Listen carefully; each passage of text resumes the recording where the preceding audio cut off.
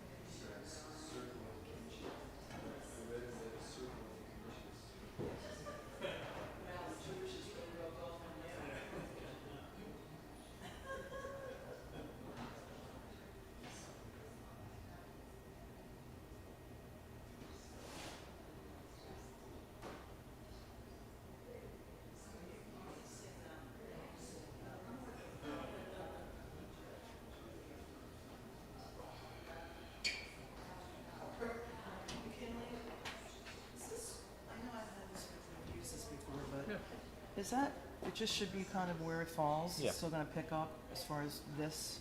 Yeah. Okay, Let's thanks. use that real quick.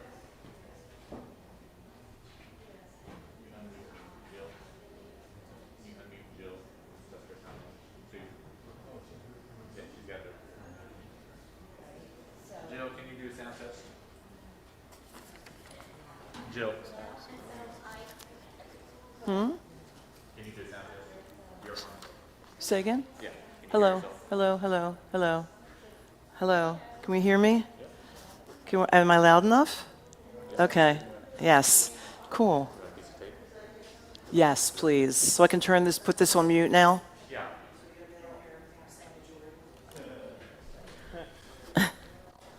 Happens to me frequently.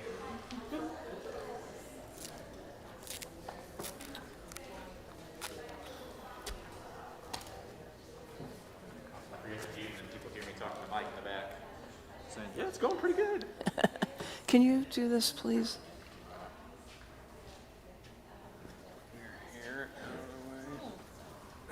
It's gonna be awkward. All right? Oh, it's still on.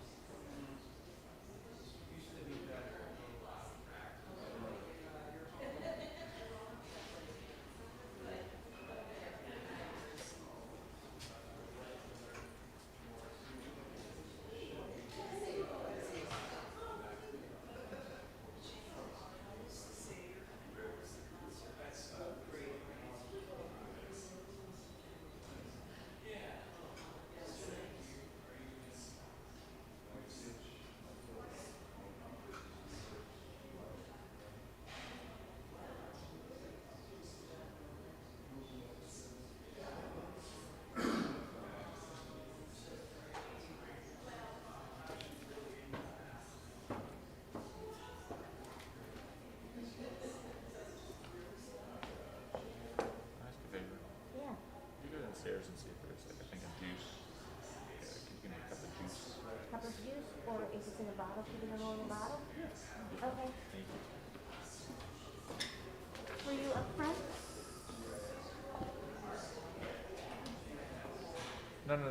shake. From the kitchen downstairs.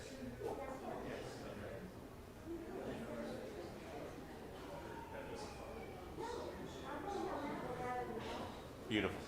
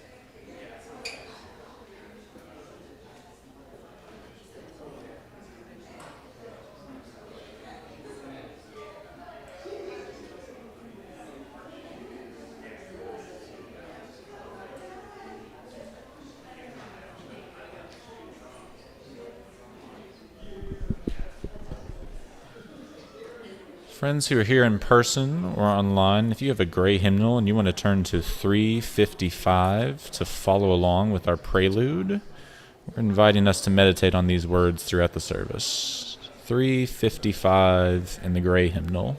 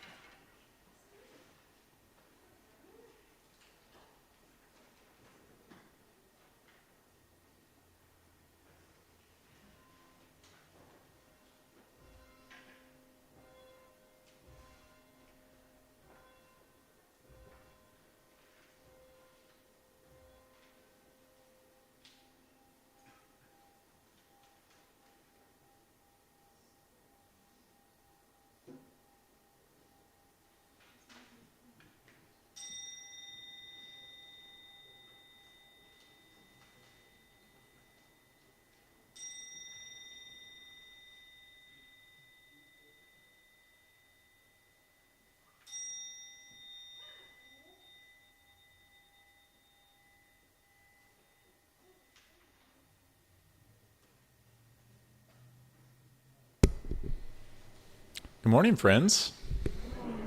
Good morning and welcome to our multi-platform worship service here at UU Mount Airy. I'm Reverend McKinley Sims. I use he, him pronouns, and it is great to see all of your faces. Some newer to me, some old to me. Not that that makes you old in either body or in spirit, but let me tell you, I am feeling old this morning, so if you are feeling that way, you are in good company, my friends. Welcome, welcome. Thank you for being here, whether you are here in person in our historically Universalist sanctuary or joining us online from the comfort of wherever you are.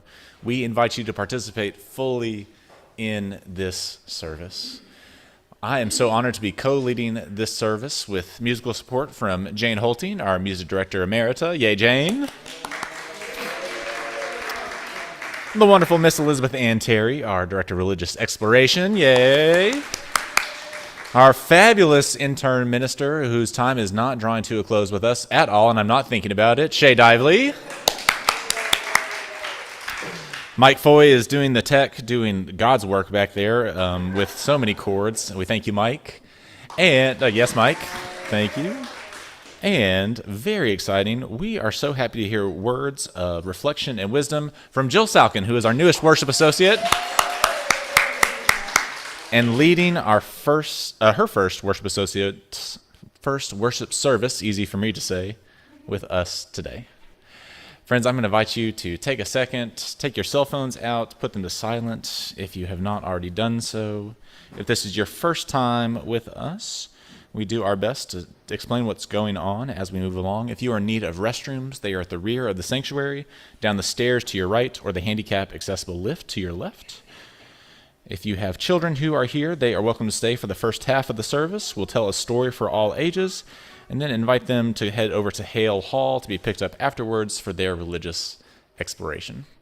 Regardless of how you've chosen to be with us, know that in this historically Universalist sanctuary, you are welcome. All the moving, beloved pieces of you, all the pieces that change and shift over time, no matter who you are or whom you love, how you move in this world, or how you show up for racial justice, for social justice, for all the kinds of justice that we speak to.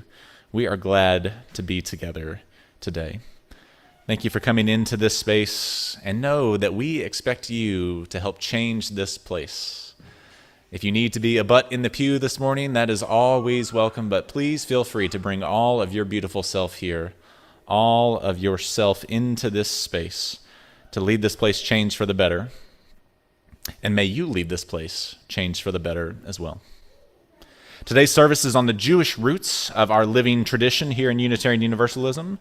It's about finding meaning and connection, or perhaps reconnection, to our ancestry and family, both ancient and modern. Reminder that all of us need all of us to make it.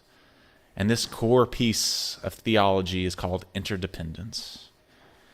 During this holy week of Pesach, or the Passover, when many of us reunite with our family to gather around for the Seder, our call to worship comes from Kohenet Kashira Halev Fife. It's called The Sun Rises Over the Desert, Lo Dayenu. This is the introduction. In the spirit of those who have written versions of Lo Dayenu, it is not enough. Before, this prayer is intended as an acknowledgement that while we have much to be thankful for, in many ways it is not enough. This is not because there aren't many blessings for which we can be grateful, because Dayenu, it would be enough, cannot be limited to an individual's experience, especially when so many are still yearning for freedom. I invite you to hear these words.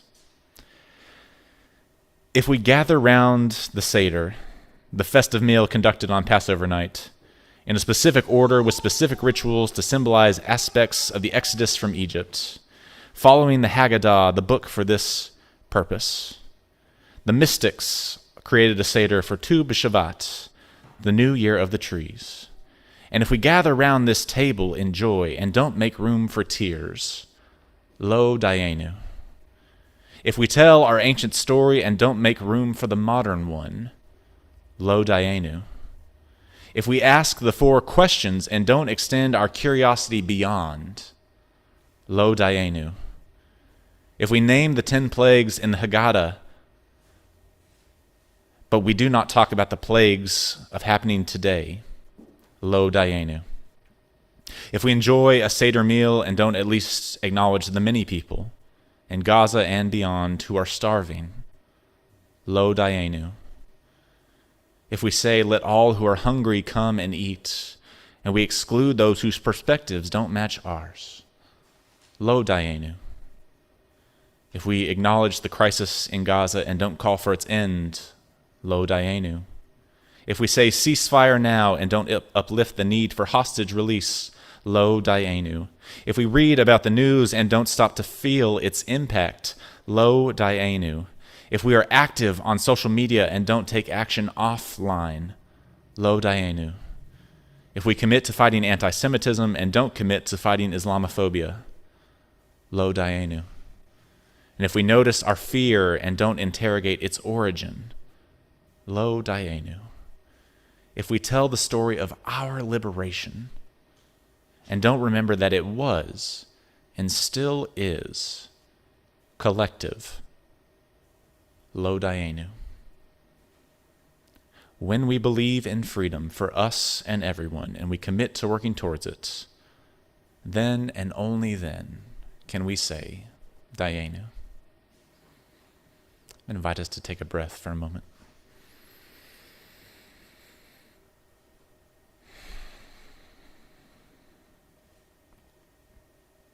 I'll turn it over to Shay Dively to light our chalice.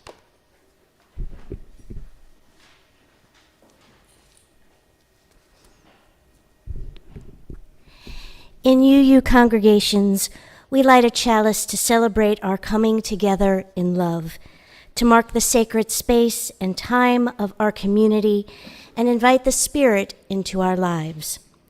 We invite you to light a candle wherever you are today. Please read along with me if you feel moved to do so as we light our chalice with words from Lynn Harrison. We join together this day with loving hearts, hands, and minds, embracing the interconnected web of water, air, and earth to create a new world, not of wealth, but well-being. As we give thanks for this earth, our shared and singular home, may we dedicate ourselves to its ongoing care. Our opening hymn is number 360, Here We Have Gathered. Let us rise in body and spirit as we sing together, entering into holy ground.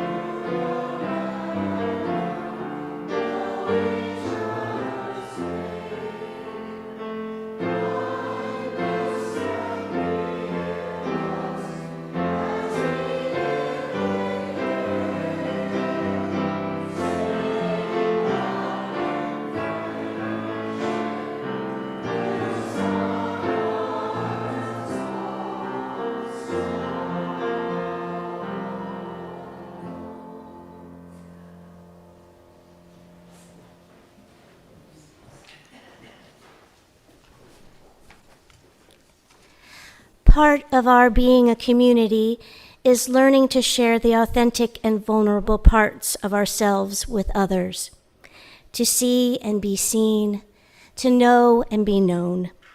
We make space today for that sharing, all of which helps to bring this congregation into beloved community. We invite you to share what's going on in your life, to name your feelings and the people on your heart in need of prayer, good energy, best wishes, and other help. We invite you to get into your body and investigate what emotions you're experiencing, to share them as you feel called so we can help one another hold our joys, our grief, our in-between feelings. We build community by celebrating our good things, mourning our troubles, taking risks, and listening deeply. For our online sharing, we invite you who are on Zoom to share what you're feeling this week and lift up the names of those about whom you are thinking in the chat. And for those watching us on live stream or after Sunday morning, you can reach Reverend McKinley via email at minister@uumountairy.org. And for those in our sanctuary, we ask that you come up one at a time by the side aisle to pick up a stone or stones from the basket. Infuse or charge it with your joy or sorrow and place it in the bowl of water, where its energy will ripple out to be held by all of us. All are welcome to participate in any of these ways, and for those who have gathered virtually, we will add stones on your behalf. The sacred space of deep sharing is open.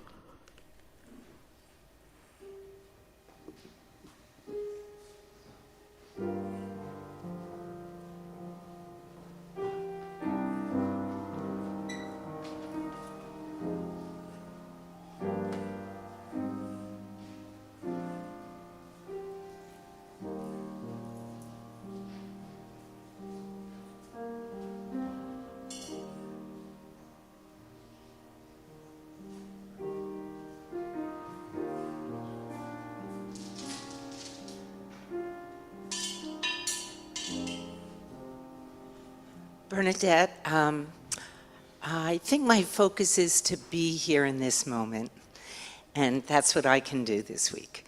And it's my friend Julie's birthday, and Gary enters his next week of radiation.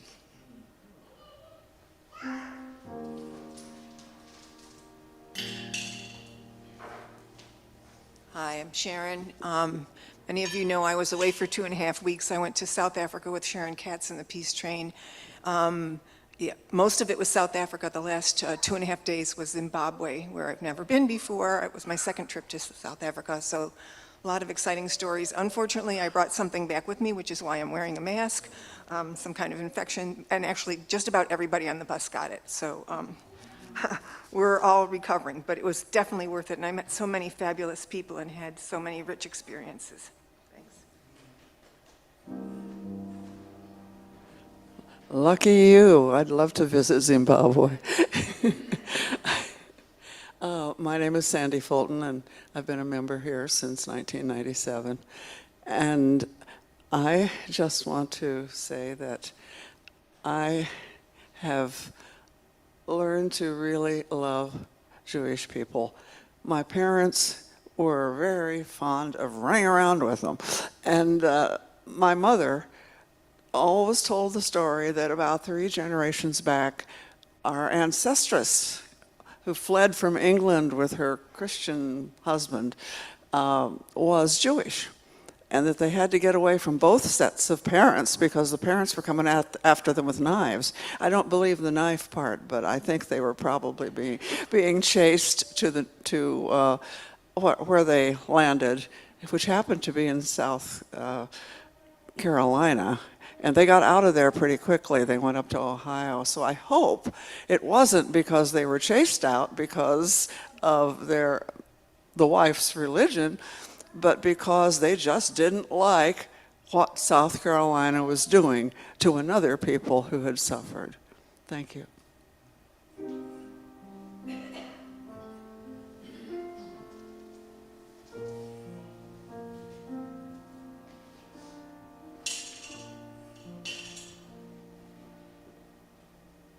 offer up prayers for Suzanne Weltman, a member of this congregation, and her family and friends who've been a real circle of beautiful care for her.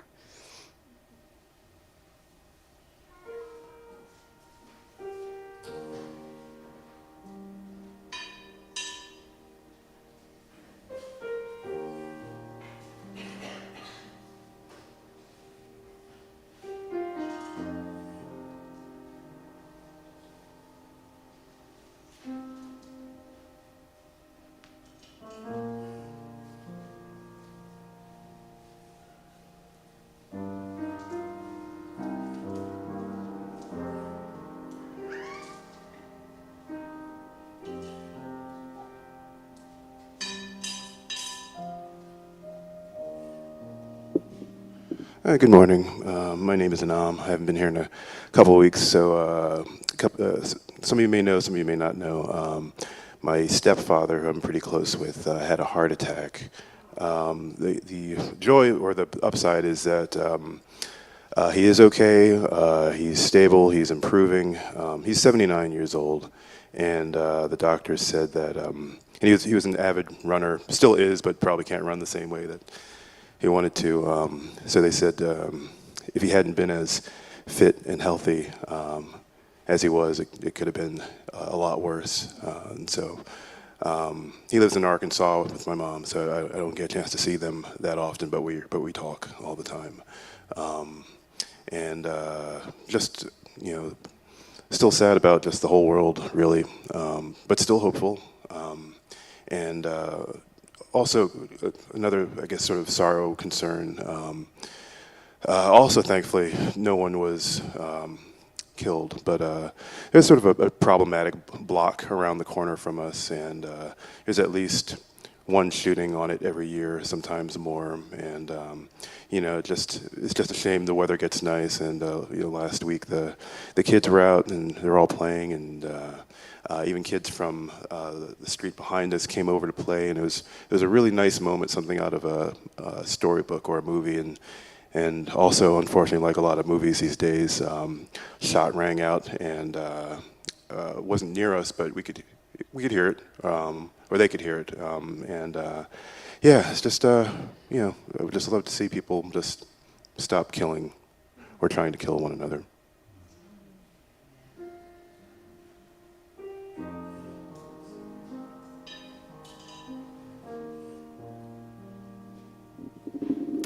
Good morning, I'm Annabelle. I have one sorrow. My friend Lillian is experiencing another loss in her family. Her brother is very ill. And I have two joys. Harold and I went to the Perennial Refill Hub yesterday, and it's just wonderful if you haven't been there. And I got some great product and other things for eco-consciousness. And my other joy is that I got a copy of Standing on Solid Ground, the Reggie Harris memoir with our dear Linda Hansel, and I can't put it down. It's wonderful. It's an amazing historical view of things we all know about, and this remarkable man, the ambassador for peace and joy and love. So I know we'll all read it, but maybe I'm the first one.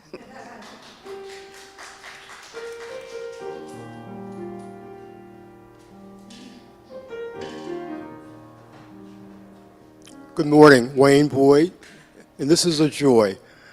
Every year I attend the Penn Relays. Has anyone been to Penn Relays here? Anyone go? Yeah. I ran in it also. 1960 I ran. But anyway, it's just not an event, it's a happening. Thursday, Friday, Saturday.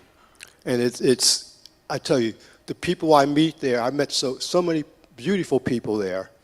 And when you're there, one thing you have to do, you're living in the moment.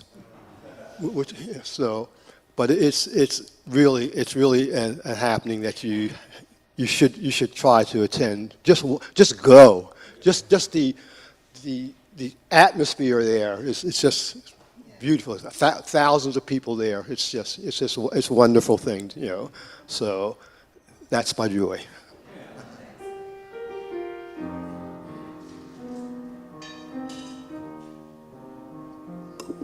morning. I'm Ann Arfa, and Stone is for all the good people here and in my life who've supported me because I'm now 85 in 2 days and keep on trucking.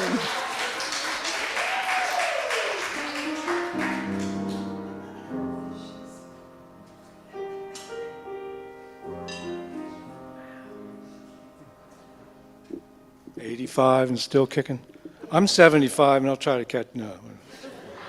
We'll have to compare times. I ran the Penn relays too. Most exciting moment of my high school years. I come with mixed emotions, and I was,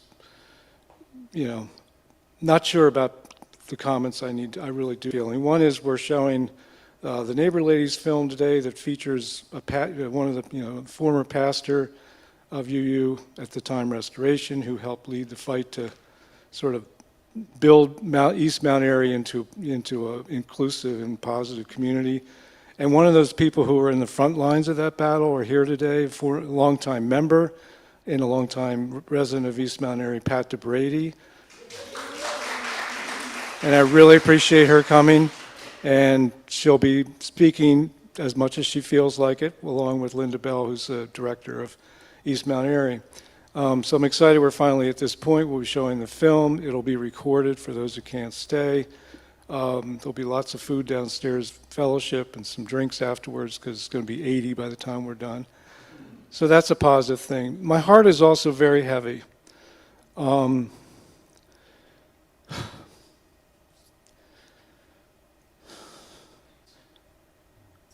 What's going on in Gaza, I'm just going to say it, is a genocide.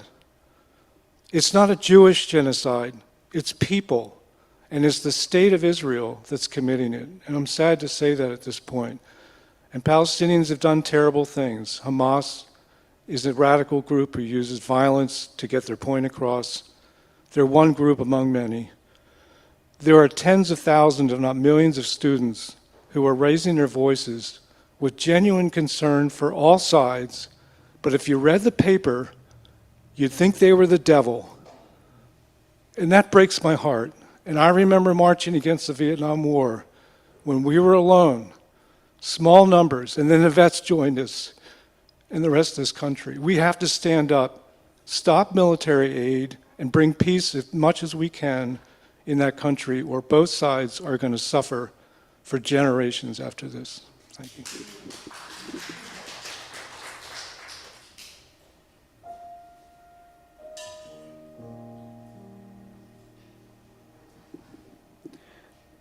This feels totally inappropriate to say after your heartfelt comments, but Jamie, Linda, and I got to hear the stylistics last night in Atlantic City. We know one of the keyboard players, and got to see the show, and it was fantastic.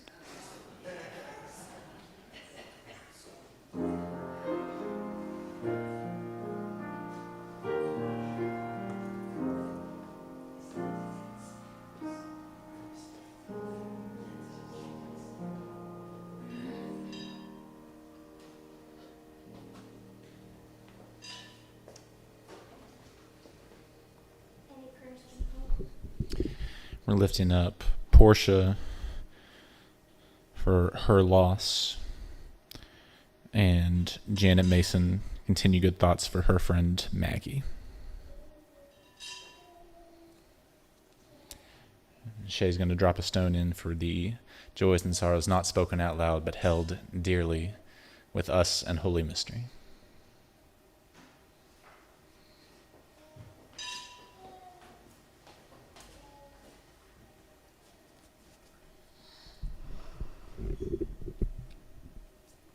Friends, I invite you to lean into this prayer, A Blessing, by Kate Bowler and Jessica Ritchie, for feeling it all. Blessed are you who feel things big, you who might feel embarrassment because of how overwhelming things can be. Blessed are you who need reminders that those emotions are not bad or good. They are just information. You feel angry because this is unjust. You feel sad because this is awful. You feel tired because this is exhausting. Your emotions are not wrong or bad or lying to you or telling the full truth. They are giving you a bit of data that you shouldn't ignore. We love, we lose, and fall, and get back up, and fail, and try again. Your humanity is not an affront. We are reminding ourselves that this is who we are, how we're made to feel the pain, the grief, the stress, the risk, the fear, the heartbreak. So, you beautiful creature, here is your permission slip to feel it all, to feel the joy and delight and excitement and the sorrow and fear and despair. All the yellows and pinks and violet and grays, because you are the whole sky.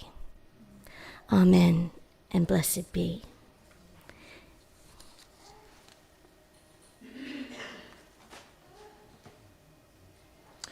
Elizabeth Ann has an introduction to our story for all ages that she's going to do from the microphone, and then we have a video to play for the actual story itself.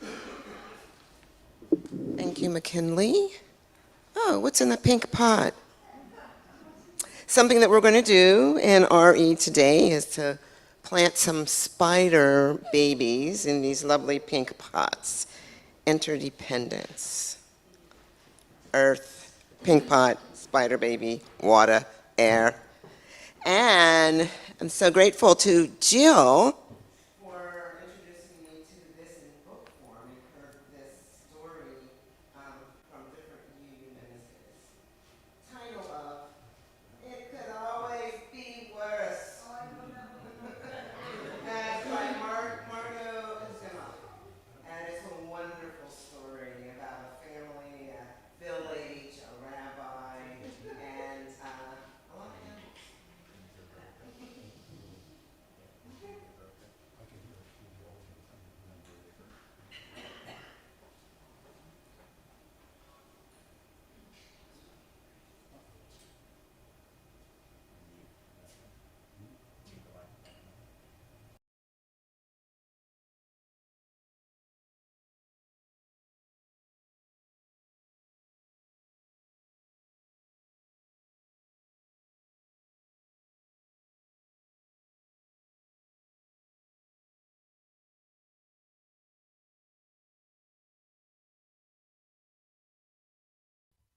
It Could Always Be Worse.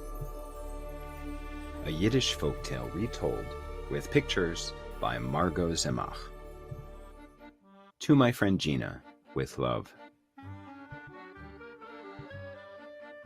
Once upon a time, in a small village, a poor, unfortunate man lived with his mother, his wife, and his 6 children in a little one-room hut. Because they were so crowded, the man and his wife often argued. The children were noisy, and they fought. In winter, when the nights were long and the days were cold, life was especially hard. The hut was full of crying and quarreling. One day, when the poor, unfortunate man couldn't stand it anymore, he ran to the rabbi for advice. "Holy Rabbi," he cried, "things are in a bad way with me and getting worse. We are so poor that my mother, my wife, my 6 children, and I all live together in one small hut.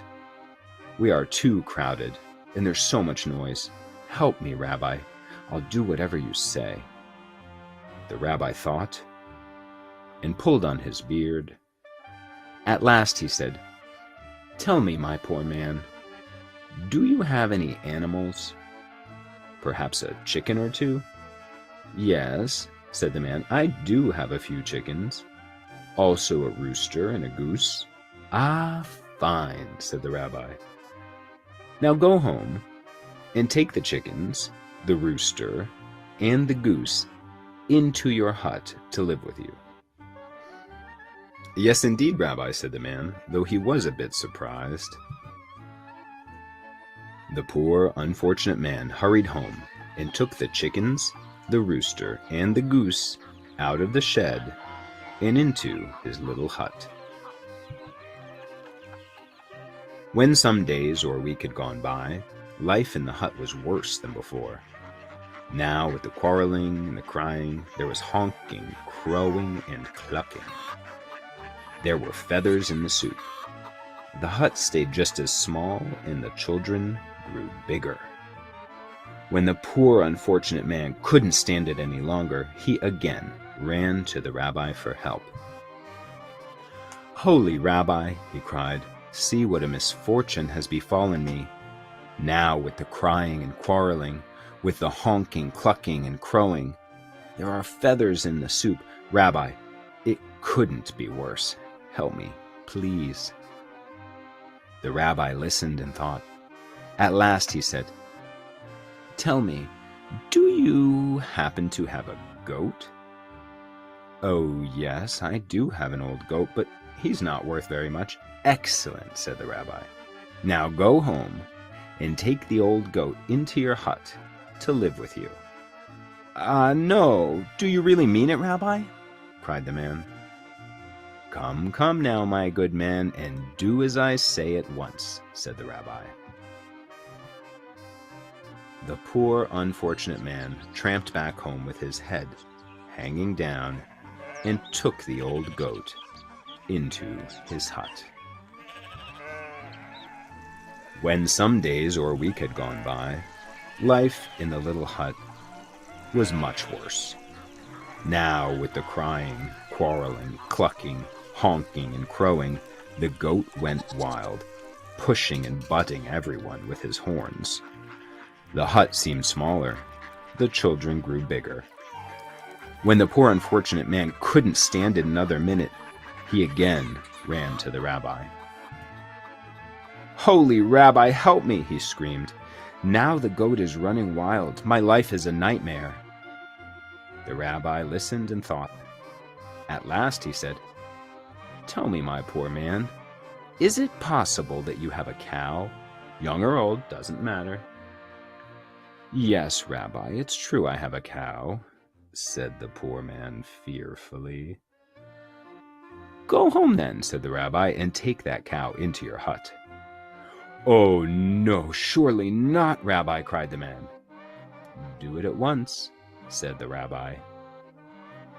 The poor, unfortunate man trudged home with a heavy heart and took the cow into his hut. "Is the rabbi crazy?" he thought. When some days or a week had gone by, life in the hut was very much worse than before. Everyone quarreled, even the chickens.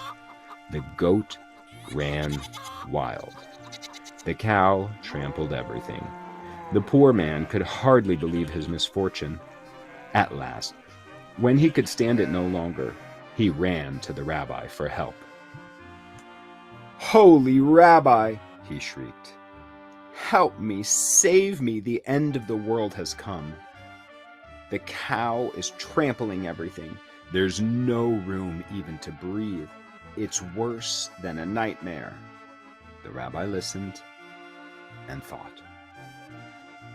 At last, he said, "Go home now, my poor, unfortunate man, and let the animals out of your hut." I will, I'll do it right away," said the man. The poor, unfortunate man hurried home and let the cow, the goat, the chickens, the goose, and the rooster out of his little hut. That night, the poor man and all his family slept peacefully. There was no crowing, no clucking, no honking. There was plenty of room to breathe. The very next day, the poor man ran back to the rabbi. "Holy Rabbi, he cried. You have made life sweet for me. With just my family in the hut, it's so quiet, so roomy, so peaceful. What a pleasure.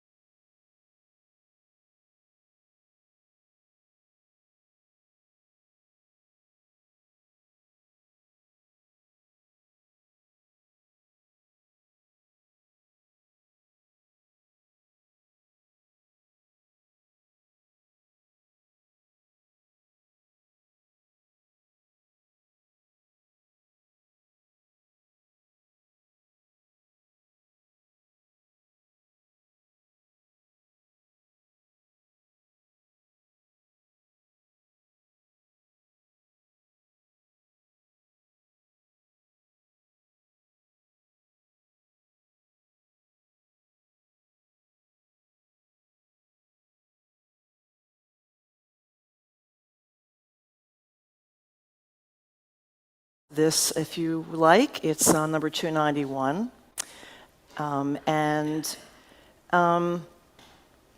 chose it because my mother's mother was from Vienna, and so she spoke German and then Yiddish and English, and also because the theme of the song is, for me, thinking no matter what Jews were faced with, they were able to keep their strong spirit. And it's called Die Gedanken sind frei. There's only that little phrase that's in German, the rest is in English, and it basically means thoughts are free. 1, 2, 3, 2, 2, 3, 2, 2. Die Gedanken sind frei, my thoughts freely flower. Die Gedanken sind frei, my thoughts give me power. No scholar can map them, no hunter can trap them, no one can deny. Die Gedanken sind frei. Third verse.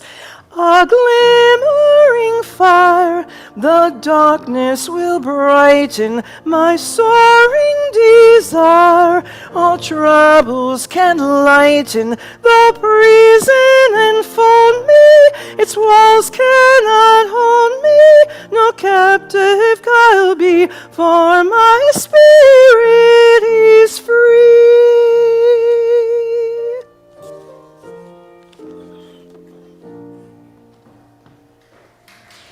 Thank you. Interdependence is the state of being dependent upon one another, of course. People depending on each other for survival is what people of the world every people of the world has experienced. My focus is how interdependence among most Jewish people of the world has changed, notably in the past few generations. Shtetls, like you saw in our wonderful story, little villages in Eastern Europe, were where Ashkenazi Jews, those from Central Europe, lived. They were outside of towns where Gentiles lived. Shtetls began forming in the 1790s and lasted until 1915, when they were destroyed by Russian pogroms, organized massacres. Jews of the shtetl spoke Yiddish, a combination of a German dialect and some modern languages. Yiddish is what my parents spoke when they didn't want my brother and me to know what they were talking about.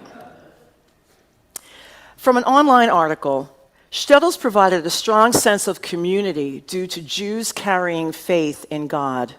The shtetl at its heart was a community of faith built upon a deeply rooted religious culture. A Jewish education was most paramount. Men and boys would spend up to 10 hours a day dedicated to studying at a yeshiva. Discouraged from extensive study, women would perform the necessary tasks of a household. In addition, shtetl's communal institutions such as synagogues, ritual baths, and offered these institutions and ritual butchers. Between 1820 and 1880, more than 200,000 German Jews and non-Jewish immigrants came to the U.S. Old country bonds, customs, and attachments were gradually replaced by mainstream American ways in order for Jews to pursue their goals. Moving into the middle class, the emergence of Reform Judaism, changing roles for women, which included less time being devoted to strict dietary laws, all contributed to the evolution of what would become less interdependence among Jews. This is around the time that two of my grandparents emigrated to America. Sometime around 1890, my mother's mother came from Austria, Vienna, and my father's father came from Russia, which I think was Kiev, now pronounced Kiev. My mother's father and my father's mother were born here. I always remember my mother telling me that her mother worked during the day and learned English in classes at night. Immigrants learned American customs and dressed like Americans. They wanted to fit in and think like Americans. My mother told me that my grandmother, who was very sweet, would become annoyed if they were together on the street and heard people not speaking English. My grandmother would say, "They're in America now. They should speak the language."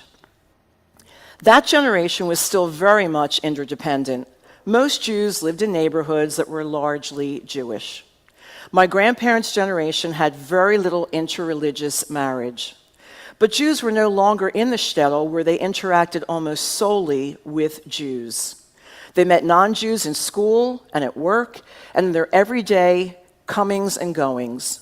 Rising to middle class allowed them to buy homes in areas that weren't exclusively Jewish and work in jobs and professions where there was a cross-section of society. Jews were now students in higher education. Still, most Jews socialized with other Jews and were members of synagogues. However, things were changing. Assimilation continued. Socializing included people from various religions and cultures. As a young woman, my mother dated a man, this is going to be news to my son Jordan here, I think, dated a man named Lloyd Incetta, a man of Italian descent. My grandparents loved him, but they told her she could not marry him. Along came handsome Herbert Salkin. Boom! Intermarriage for Jews went from 11% before 1955 to 72% from 2010 to 2020. Hello. I was part of the 58% from 1991 to 2000. My parents loved him too. According to Pew Research Center, religion is very important to 21% of Jews, 41% of U.S. adults, and 57% of Christians. 53% of Jews are not very religious or not at all religious, compared with 34% of U.S. Jews and 14% of Christians. So Jews' interdependence may have changed a lot, but Jews still claim very important parts of what it means to be Jewish. I came across the category Jews of no religion, which makes you go, But it means that Jews may not be religiously observant, but there are significant parts of Jewish history and traditions which are important, to them. Again, Pew Research from 2020 found that 94% of Jews surveyed said they were proud to be Jewish. More than 70% went to a Seder in the past year. Half fasted on Yom Kippur, and a large majority said that remembering the Holocaust, living ethnically, leading a moral and ethical life, working for justice and equality in society, being intellectually curious, having concern for Israel, and appreciating the Jewish sense of humor were key to their sense of Jewishness, not to mention food. Modern life and everything that comes with it continues to contribute to less interdependence. My mother didn't marry a Gentile, but I did. Music was what brought us together. My husband did not claim a religion and actually knew more Yiddish than I did from having worked with so many Jewish band leaders. Our son is Jewish because I am, which is important to me, but I have always had friends of many religions and ethnicities. This aspect of life was very different for my parents and even more so for my grandparents. Many Jews are no longer members of a synagogue. Religion holds less and less a central place in the lives of most U.S. Jews. A quote from Pew. Among Jews as a whole, far more report that they find meaning in spending time with friends, engaging with arts and literature, being outdoors, and pursuing their education or careers than finding meaning in the religious faith. Twice as many Jewish Americans say they derive a great deal of meaning and fulfillment from spending time with pets as say the same about religion. I went to religious school and had a confirmation. Like some graduate programs, I skipped the master's and went right to doctorate, being confirmed but not having had a bat mitzvah. Long story. I can tell you a coffee hour if you like. Through some life-changing events in junior and senior high, I didn't feel the need to be Jewish, and in fact, as part of my teenage rebelliousness, rejected it. But to be fair, I think my inquisitive nature and being a seeker at a young age, I questioned my identity as a Jew. I had many non-Jewish friends and boyfriends, which continued into college and beyond. As a professional musician, I met people of various races and religions, and that was the same when I went to graduate school to become a teacher. I married a non-Jew, and we were married by a rabbi, but some rabbis said they would not marry us. When we had our son, having a Jewish mother automatically made him Jewish, and he had a bris. I know you don't remember that, thank goodness. Rabbis officiated at the funerals of my parents and brother. I had the comfort of their presence in a Jewish chapel and said Kaddish, the mourner's prayer. I am a secular Jew. I am not interdependent, but being Jewish is important to me. Life is so different for me than it was for my grandparents and those before them because they depended on each other for survival. Religion held a higher place in their lives. Most believed in the God of the Bible and found deep meaning in religious observances. I used to feel that I was in the minority of Jews. I felt guilty that I was not a steward of the religion. Being Jewish is largely cultural, with some observances interspersed. I light the menorah. I love chopped liver. I love Jewish warmth and sense of humor. I marvel at the strength with which Jews have fought to keep their religion and survive in spite of tremendous obstacles and anti-Semitism. I love the accomplishments Jews make in the world. I am proud to be Jewish. I can check off all the boxes. I'm in the majority. Who knew?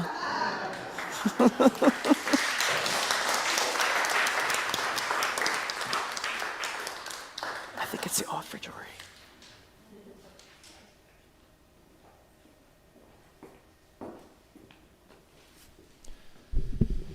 I'm going to give Jill time to get a sip of water if she needs, because she's also doing the offertory. So it's my turn to tell you about what happens next. Part of the beauty of this place is that we welcome people from all different lived experiences, and that's what helps build this beautiful diversity here. To support the good of this community, we take an offering every week. This is the offering of financial resources. So we're going to pass a plate here in the sanctuary. Those who are online, you can find instructions to contribute online. using a debit card, credit card, or bank account. If this is your first time here, please hear these words. There is no expectation that you give anything into the plate other than, if you're feeling very brave, one of the contact cards that should be in the back of your pews, just to let us know how you found us. And if you would like to talk to me or Shay afterwards to tell us how we can support you, that would be lovely. For the rest of us, the sharing of our financial resources goes towards two places: the operating fund of this congregation and any money that you designate as change for change, either by putting it into the white envelopes or using the online form to select change for change, goes to a different social service organization. This month, it is Tomorrow's Girls and Women, and more info is on the screen. The offering will now be given and gratefully received, and we welcome Jill back to the front for the offertory.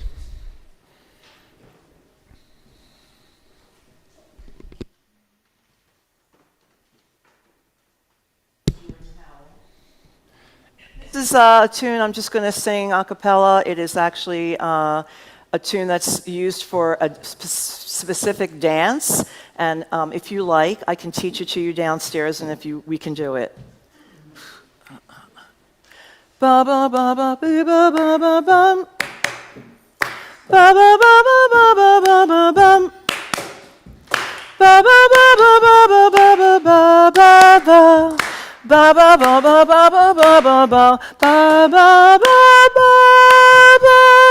Ba ba ba ba ba ba ba. Ba ba ba ba ba ba ba. Ba ba ba ba ba ba ba ba ba ba ba ba ba ba. Da da da da da da da da. Da da da da da da da da da. Da da da da da da da da da da. Ba ba ba boo dee da ba ba ba ba dee ba ba da. Dee da da da da da da. Da da da da da da ba ba ba ba dee ba dee ba da da dee da dee da da da da.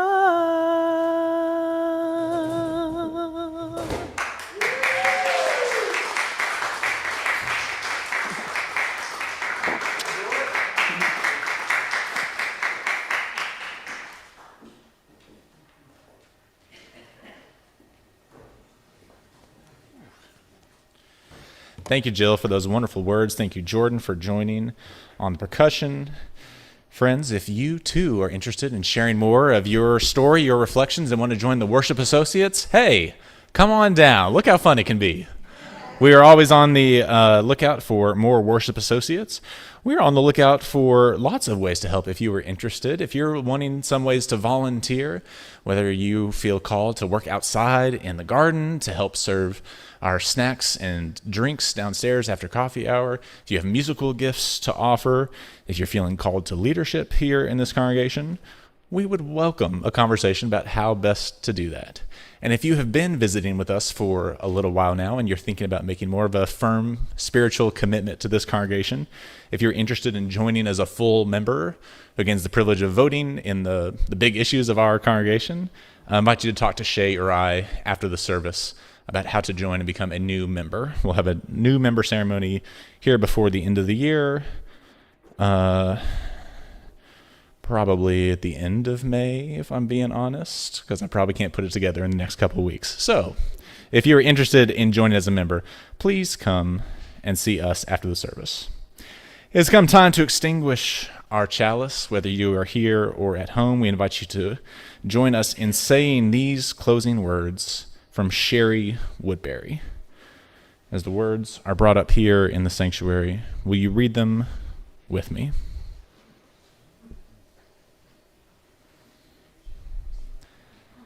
Building suspense. Will you join me? Know that in this place you are not alone. Know that in this place responsibility is shared. Here, tradition holds us. Ancestors shine a light from the past. Here, the young lift their bright faces and beckon us onward. Take my hand, and we can go on together. Our closing hymn is number 391 in the gray hymnal. I invite you to rise in body or in spirit as you are willing and able, and to sing number 391, Voice Still and Small. Jane's going to give us an introduction, and then we'll run it through. Voice Still and Small.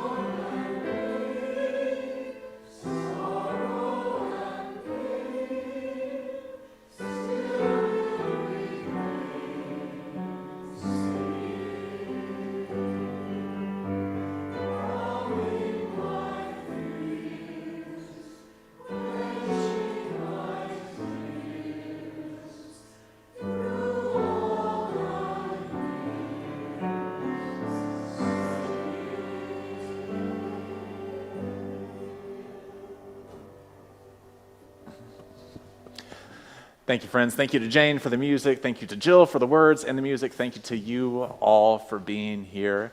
We invite you downstairs for coffee and fellowship to hear more about what's going on in the life of this congregation. If that is not for you today, find us online, give us a phone call, let us know how you are this week.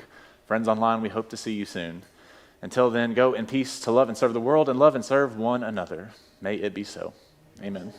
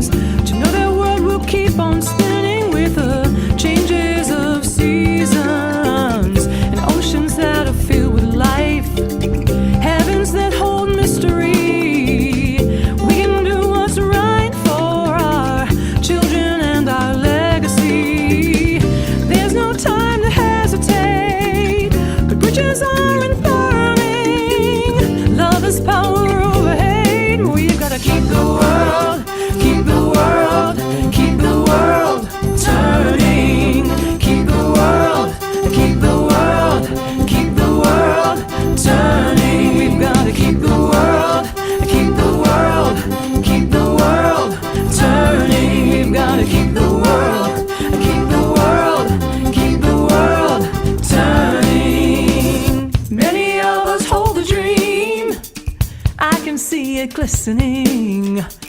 Believe that those beside you share the hope that will guide you.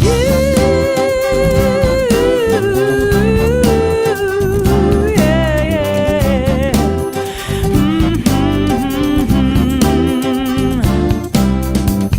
Baby, you're so beautiful with great big eyes that shine. Every day I look at you and I can't believe